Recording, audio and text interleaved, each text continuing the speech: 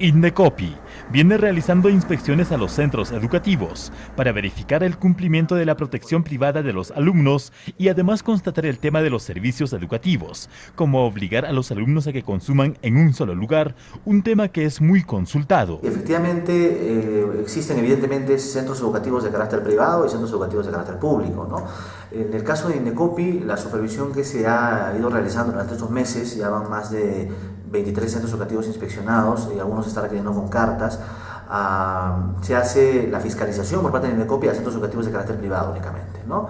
¿En cumplimiento de qué? O para verificar el cumplimiento de qué? De la norma que se denomina Ley de Protección de la Economía Familiar respecto al pago de pensiones en instituciones educativas privadas, ¿no?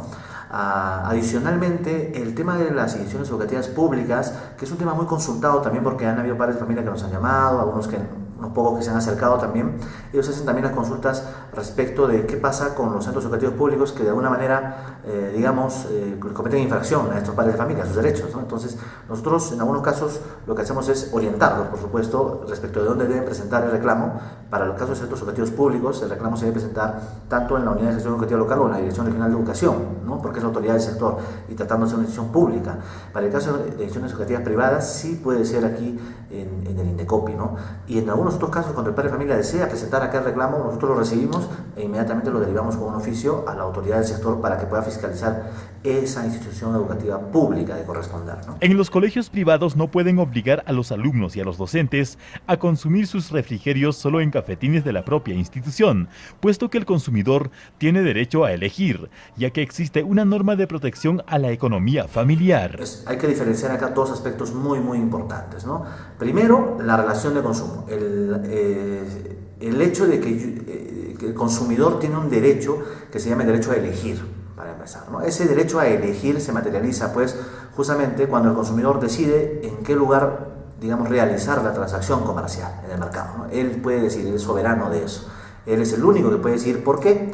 Porque al final solo el consumidor sabe qué tipo de producto o servicio se ajusta mejor, por ejemplo, a sus necesidades y, por supuesto, a sus posibilidades económicas, incluso, ¿no es cierto?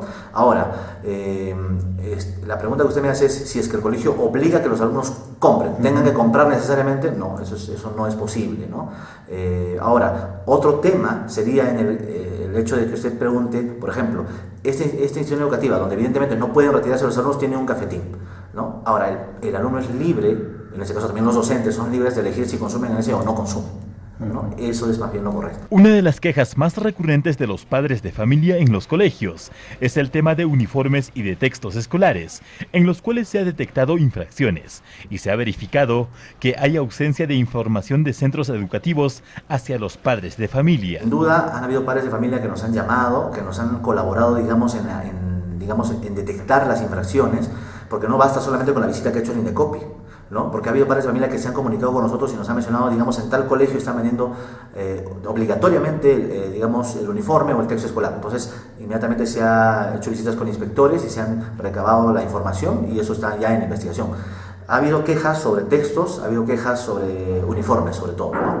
Y por supuesto, el Indecopi, en las visitas inspectivas que ha estado haciendo de oficio, conjuntamente con el Comité Multisectorial, hemos verificado que aún hay una falencia muy común respecto de la información que deben darle al padre de familia por escrito los centros educativos, ¿no? Se ha detectado que en la etapa de matrículas, que ya pasó, hay muchos centros educativos que no han logrado acreditar ni en la visita ni a la fecha todavía que hayan informado a los padres de familia por escrito, ¿no? Y eso está en investigación y próximamente se aperturará un procedimiento. Eso es lo que se ha realizado en el marco, digamos, de los centros educativos y la protección al consumidor.